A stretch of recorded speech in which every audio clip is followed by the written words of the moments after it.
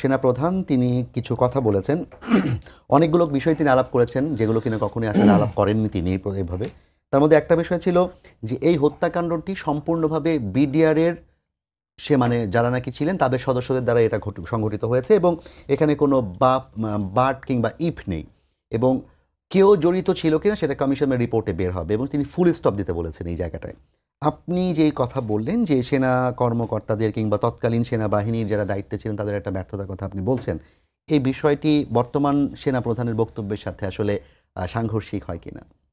I don't think so. Actually উনি যেটা বলেছেন যে বিডিআর কার্নেজে অবশ্যই বিডিআরের বিপদগামী সৈনিকরা তো জড়িত ছিলই, তাদের মাধ্যমে অনেক হত্যাকাণ্ড হয়েছে, বিভিন্ন ধরনের আরও অরাজকতা হয়েছে, ক্রাইমগুলো হয়েছে, বার্নিং হয়েছে, লুটিং হয়েছে।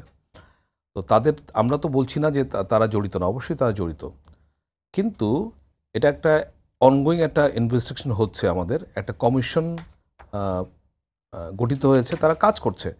আমরা তো এখানে বিডিআর সদস্য যারা দায়ী তাদেরকে আমরা কন্ডন করতে চাচ্ছি না, আমরা চাচ্ছি যে আরও কারা ছিল, তাদের পিছনে আরও কারা পরিকল্পনাকারী ছিল বা ইন্ধনদাতা ছিল, এবং ইভেন এমনকি ভিতরে অন্য কোনো শক্তি ঢুকেছিল কিনা।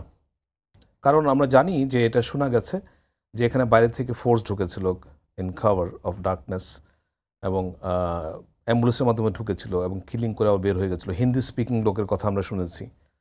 তো এই জিনিসগুলো মেয়ার স্পেকুলেশন না, বিকজ মাল্টিপল সোর্স থেকে এটা শোনা গেছে, যারা ওখানে ভিকটিম ছিলেন তারা বলেছেন। সো এগুলা কিন্তু একটা অ্যাক্টিভ ইনভেস্টিগেশন নাও। সো সেই ক্ষেত্রে আসলে ফুল স্টপ দেওয়া যাবে না। উনি কেন বলেছেন আমি জানি না, but frankly speaking barrister Redwan আরও ভালো বলতে পারবেন। ইটস এ সাবজুডিস ম্যাটার, এবং এখানে যেহেতু একটা অ্যাক্টিভ ইনভেস্টিগেশন চলছে, সো আমাদের সবগুলো অ্যাঙ্গেলই কিন্তু আমাদের ফলো করতে হবে, সবগুলো লিড ফলো করতে হবে।